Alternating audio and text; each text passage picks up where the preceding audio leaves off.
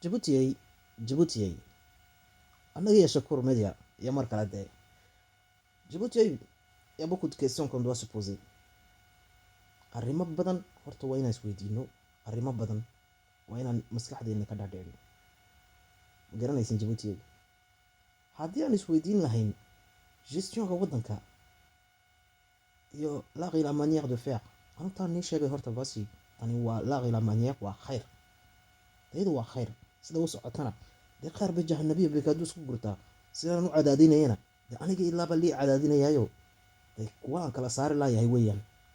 inay mucaari tahay iyo inay maxay tahay dee dowlad tahay waan kala saari lahay oo waxay oo dhan baaba culays laga dhigayba, in badan layga soo jajabiyey dee wax badan baan idhi dee ciddaan dhibaya hayse soo sheegtee hayse soo macnayso. Mais moi je vais dire toujours la manière kan ka cadhaysinayna ka cadhaysiiso tay ka cadhaysiisanaysana tay ha ka cadhaysiiso dee iyagay jirtaa dee. Djibouti wax badan baan isku sheegi lahay. Djibouti sidaan u arkayno waddankan nationgan sociétégan aujourd'hui qui a été décrypté à tel point comme ça, sidaa looga sheekeeyey, sidaa la idhi, sidaa wax kasta laga yidhi, est-elle viable? Isweydiiya tani sociétégan ma noolaanaysaa mise ma sii noolaanayso? Elle n'est plus viable au plus profond. Hod walba waa la sheegay, god walba waa la sheegay. Elle est plus viable cette société là baan jeedaa. Marka wax badan waa inaa la bedelo, wax badan haddeed waa inaa la qabto, wax badanna waa inaa la sheego. Sidaan hore ugu sheegayba hore baan u idhi audiovisuelka horta hala furo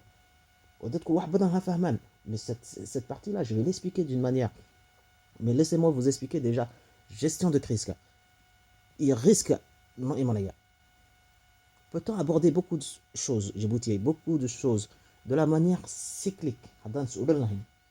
imika de la manière cyclique waxaan leeyahay sida daadadkan iyo duufaanadan iyo waxaanaad sheegaysiinba maanta waxaana soo galay baad tidhaahdeen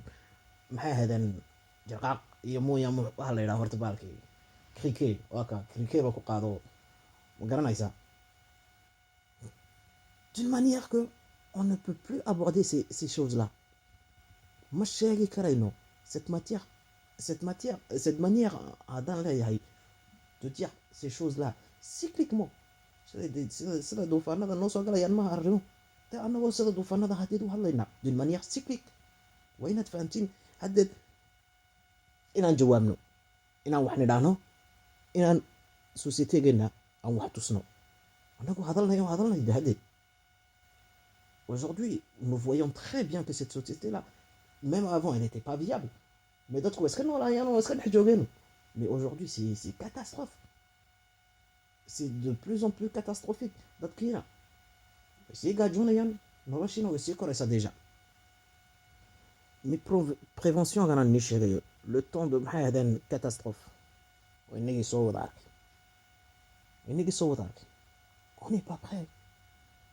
On n'est pas prêt de maxay ahaydeen de contrer maxay ahaydeen de la force de la nature.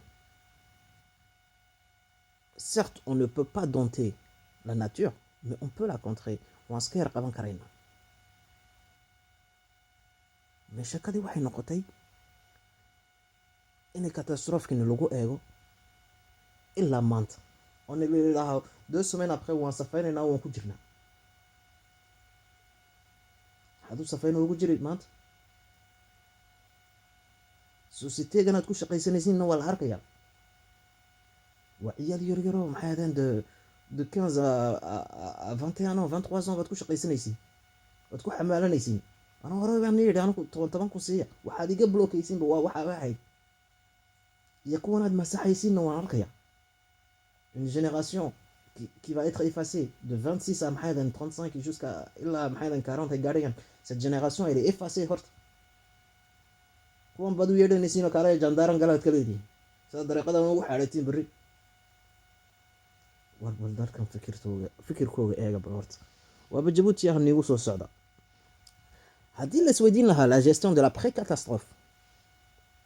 xalkee la odhan lahaa dee wele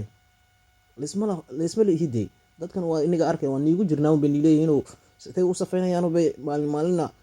2 agents baa kusii dambeyn doona marka dambana khalaas cidba ma joogayso. midikad baa laga bedelay ma afqaa baa loo dhisay waxba dadka reer Djibouti hata isweydiiyaan la gestion de crise durant la catastrophe horta waan aragnay taa inay waxba qaban waayeen au bout de je sais pas 3e jour ay soo wada degeen. Maintenant nous avons besoin de la pré-catastrophe, reconstruction du territoire, parce que haddii aan ogeyn déjà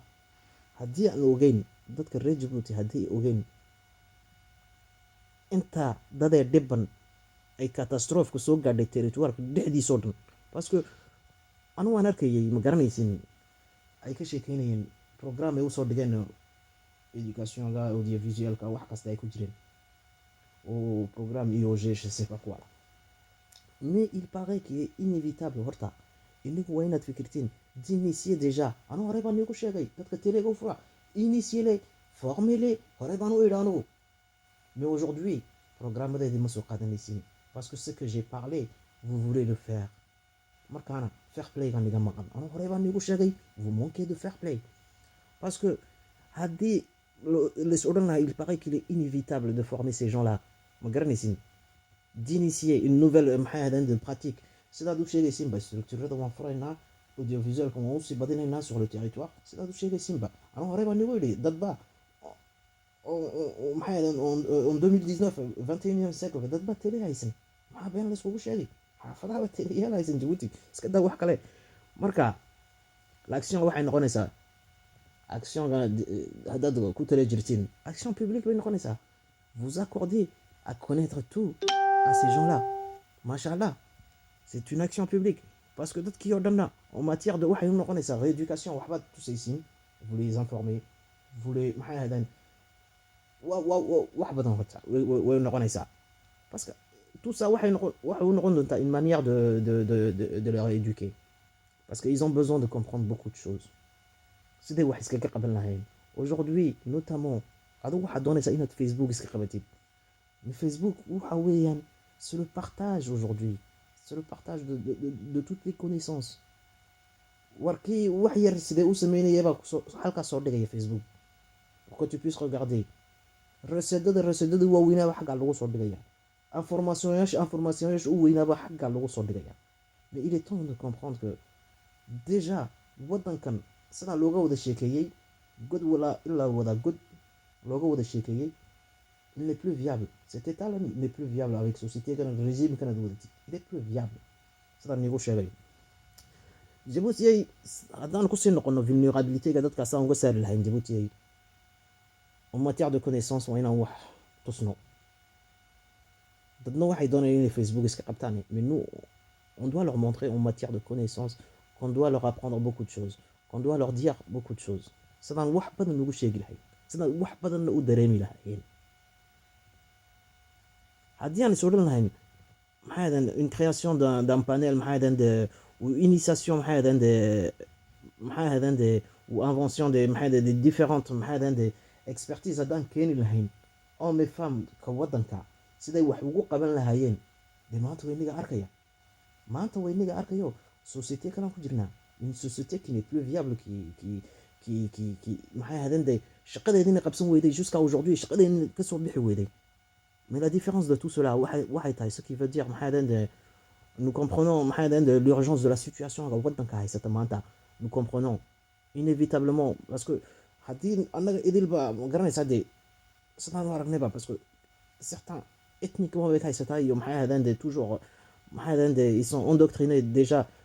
à leur manière gebigooga oo dhan bay sida u dhan yihiinoo maskaxda wada rogan war il faut maxay ahaydeen dee un retour maxay ahaydeen dee à la vie normale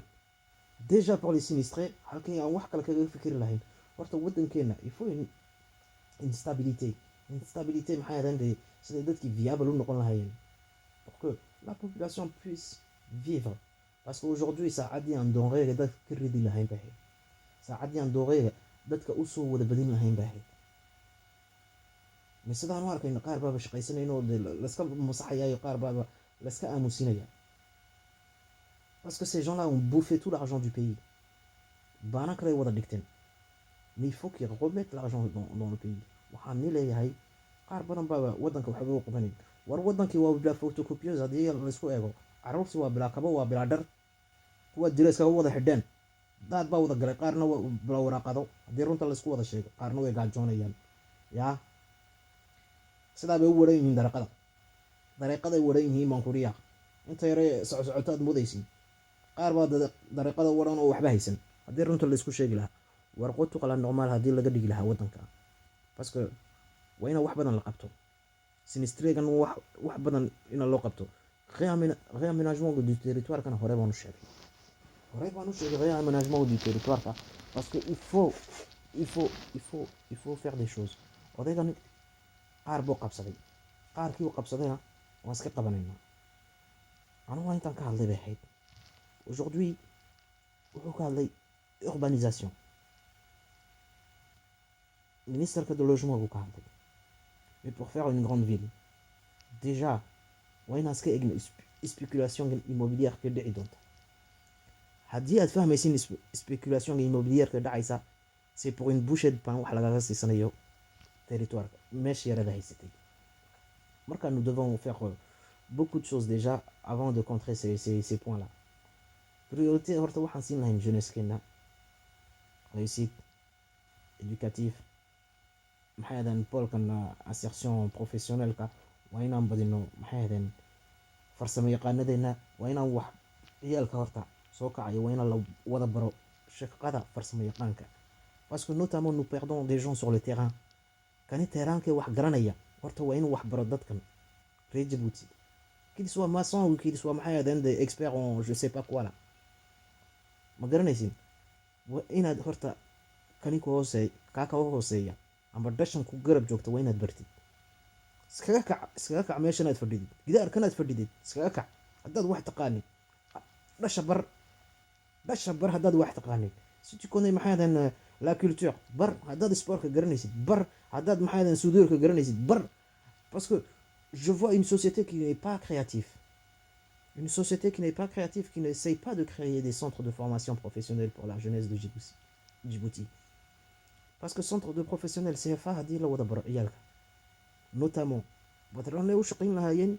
waddankan bay development u samayn lahaayeen intaan uga yeedhanayno ajahanabi waddanada kale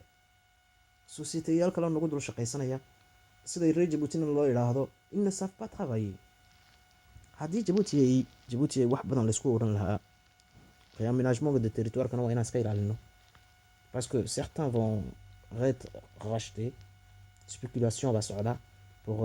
maxay ahaydeen des solliciter des gens pour des bouchées de pain pour qu'ils ne puissent plus s'en sortir xagga dambena wax équivalent laga siin waayo ma garanaysin oo meel dheerna loo raro marka il faut comprendre que il y a des risques partout alors unissons-nous faisons lien ensemble marka de Djibouti quatrièmement anu waxaan odhan lahaa de évaluer les zones à risque déjà et les risques nouveaux qui devront arriver. Les ministères devront faire des planifications. Planification, droit d'informer, droit de rassurer la population. Parce que c'est une population qui est déjà sous le choc. C'est un waragneba. Karba donisina ou de dishin. Wat kud deysin bihi. Wat kud de deysin. Dans ces zones-là, alors que xaarkii wax kastana dadkii uu soo dhex galay maladigiina waad ku dhex dayseen mais heureusement aujourd'hui nous avons une arme Facebook que tout le monde peut parler que tout le monde peut dire ce qu'il prétend dire maxay aux gens que il préfère dadku jecel yahay siduu wax ugu sheegi lahaa mais société-gani elle n'est plus viable société-gani khalaas waa u dhamaatay Djibouti balda ila eego halkaygii baan ka wada tusi wadee adna kugu sheega dee waraa affaires étrangères dee waxaaga qabade adna affaires étrangères waxaaga qabo baxbaxsan maysid fantôme noqon maysid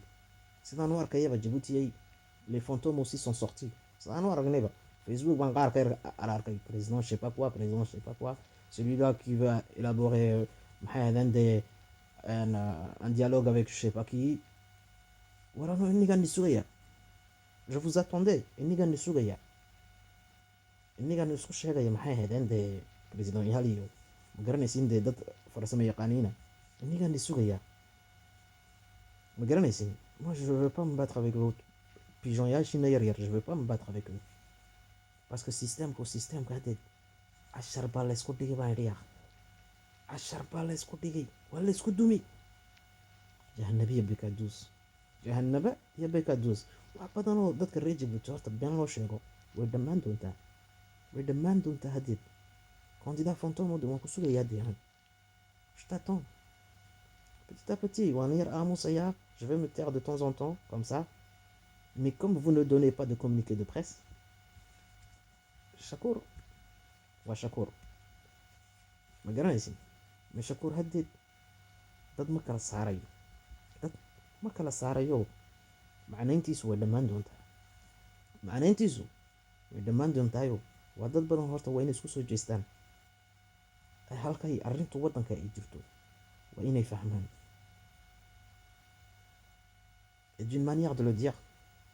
nous devons le dire d'une manière cyclique haddeed waqtiga haddeed nala sugayn gacan dhaqso Ismaaciilow, gacan dhaqso rakaabkaaga iga dareeri. Chaque poste aujourd'hui doit revenir à un Djiboutien de souche, un Djiboutien qui a envie de créer, qui n'a pas envie de créer, qui est créatif, qui a envie de penser à sa nation,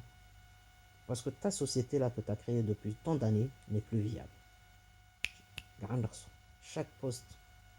de A à Z, société le décrypter, société qui est plus viable, elle est décryptée de A à Z. Il faut une nouvelle société. Kalasar. Gacandarso meesha way kugu dumi haddii kale gacan dhaqso Djibouti Shakur iyo mar kale dee waan isku soo noqonaynaa.